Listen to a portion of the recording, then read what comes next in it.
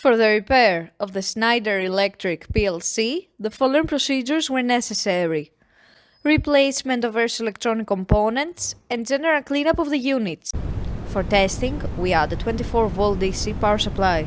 As soon as we turn on the power supply, the unit reacts accordingly and the LED indicators light up.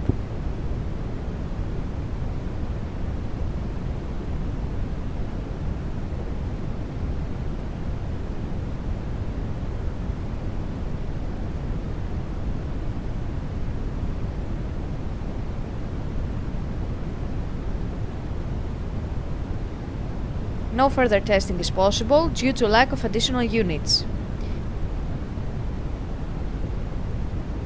It is now clear that the PLC is working successfully and is ready to be delivered to the customer.